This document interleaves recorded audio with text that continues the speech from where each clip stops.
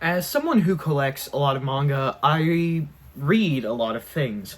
So, in today's video, I kind of just want to talk about what my top 10 favorite manga ever are. Some of these should be pretty obvious because I glaze them a bunch, but others might not be. So, coming in at number 10 is a manga I literally just made a video about. You should go check it out after this one. Is Takapi's Original Sin. This has 16 chapters. I've read all 16 chapters, and it was really good. Really kind of depressing though. It was good. It was dark. There were some good moments, but pretty cool manga. Pretty cool manga. Would recommend. You should go read this. So coming in at number 9 is a manga that recently got its English release coming out physically, and that's Kingdom. This is a really good manga. Like I said, with Takapi's Original Sin, really good manga, some good moments. I've only read the first 2 volumes. I'm waiting for volume 4 to come out so then I can read 3 and 4. But this is great manga. You should read this. Also, for Takapi's Original Sin, my favorite character is Shizuka. And for Kingdom, my favorite character is the main character, Zin, because I don't really know all of the other characters. Coming in at number 8 is a manga that I don't own, but I've been reading online, and that is Chainsaw Man. Chainsaw Man is an incredible shonen series that I've watched all of the anime of, I've watched the movie, and I've read up to chapter 82.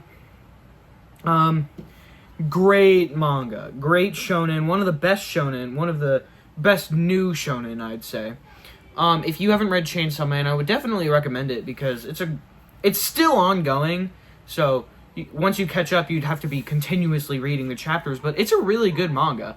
The power system is great, the characters are great, the plot is pretty cool, and my favorite character in Chainsaw Man is Aki, who I recently read die in the Gun Devil arc, which is kind of sad. Coming in at number 7 is another manga that I don't own, but I've been reading it on my own time, and I've been watching the anime for it, and that is Neon Genesis Evangelion. Neon Genesis Evangelion is a very, very good mecha manga and anime. I can't really say much because I'm only like halfway through the anime and I've only read the first 3 chapters of the manga. But it's good. It's good. It's good. Let me tell you. Currently in the anime, my favorite character is either, my favorite character is either Misato or Asuka because they're both funny as fuck. And I really like comedic characters. So, coming in at number 6 is a manga that I've been reading a shit ton recently because I've been also watching the anime at the same time, but I've been reading later parts of the manga and I'm watching earlier parts in the anime, that being JoJo's Bizarre Adventure. I have first volume of part 1 and 2, and then I have everything out for part 7 right now, and I've read the first 4 volumes of part 7, and let me tell you, this is one of the greatest manga ever, and it has one of, if not the best art style. Like, here, let me just show you the art style. I mean, look at this. How are we not supposed to fuck with this art style? It's so freaking good. It does get better, like, for the first 2-ish parts, it's kind of crowded, and it doesn't, like, it's not very appealing, but, well, it is appealing, but, like, you know what I mean, if you've read JoJo's. It gets better throughout the parts. Like, it gets nicer to look at, and it's less the panels are less crowded. But the art style is good from chapter 1, page 1, bruh. Actually, what is page 1? I thought, okay, yeah, no, I can't show you. I would have shown you, but I kind of can't. So, yeah, there's number 6. JoJo's Bizarre Adventure. Great manga. You should read this. My favorite character is Gyro Zeppeli from part 7. So, coming in at number 5 is a little rom-com manga that I watched all of the anime for weekly when it was coming out, and then for Christmas, I got the first 5 volumes. It's actually sitting right next to me. And I recently picked up 7 through 11, which is everything that's out. And I've only read the first 7 volumes. I'm currently reading volume 8, and that manga is Fragrant Flower Blooms with Dignity. I love this romance manga. It's nice, it's wholesome, it's sweet. The art is really good. And there's no arcs in it, actually. It's like a little slice of life. something different happens in every volume. It's not really a continuation, but it does tell a continuation of story. Although, at the end of volume 6, they plan a party for, what was his name? The guy with the black hair.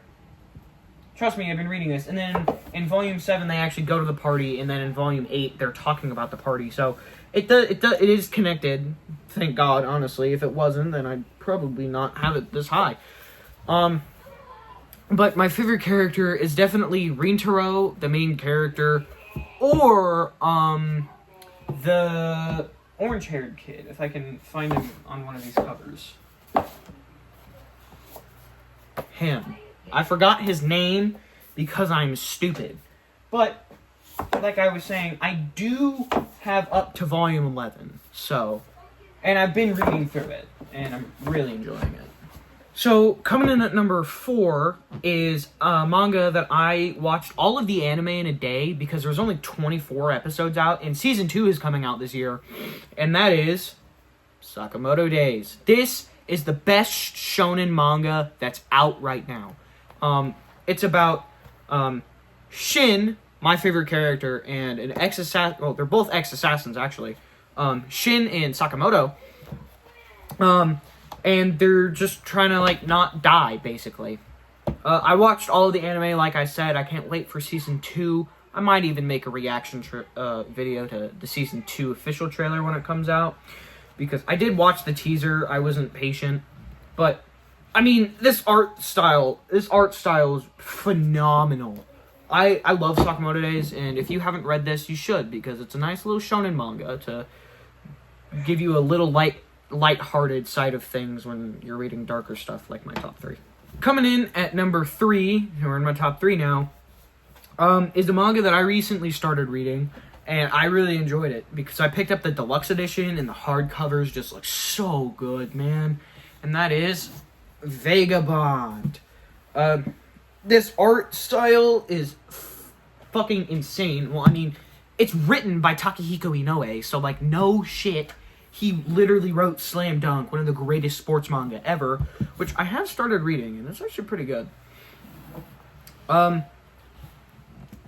My favorite character in this is Miyamoto Musashi, the main character. I mean, no, fuck. I think he's everyone's favorite character in this manga. He's just so cool, and I have read all of this, and now I know what the fuck. What? This panel is crazy. I forgot about that panel. But, I do know now, since I've read all of this, that in the beginning of volume 3, he changes his name to be Miyamoto Musashi, because he's from the village of Miyamoto in the area of Musashi, I think, or it's switched. He's from a village named one of his names, and if in the area is the other name. I don't really remember, but I'm gonna pick volume 2 up at some point because this was a really, really good manga, and it looks really nice on a shelf. Coming in at number 2 is a manga that actually complements Vagabond, because this manga, I'm pretty sure, was inspired by Vagabond and my number 1 manga ever. And this manga is Vinland Saga. This series is so close to being my number 1, like it's not even funny. My number 1 and this are almost tied because of how much I love Vinland Saga.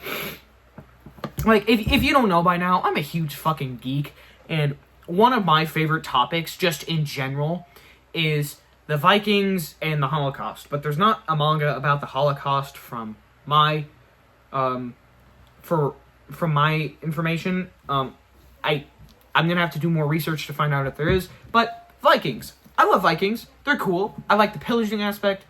Even though it was bad, I like the pillaging aspect. I like how they don't stay in one place, like they're nomadic, kind of. And I like the plot for Vinland Saga. I have the first 5 volumes, and I've read the first 5 volumes. I'm really enjoying the slave arc so far. It's so good, man. whatever the fuck he was on when he was writing the second arc, which is the slave arc. I hope he was still on it when he wrote the later arcs, because Vinland Saga is over now. We're just waiting for the last volume to come out, and that'll probably come out later this year. But my favorite character is Thorfinn, the main character. Man, I like a lot of the main characters. What the fuck? But yeah, Vinland Saga. Great manga. Read it. And my number one manga of all time. Drum roll, please. Berserk. I mean, no fuck. I glaze Berserk a shit ton.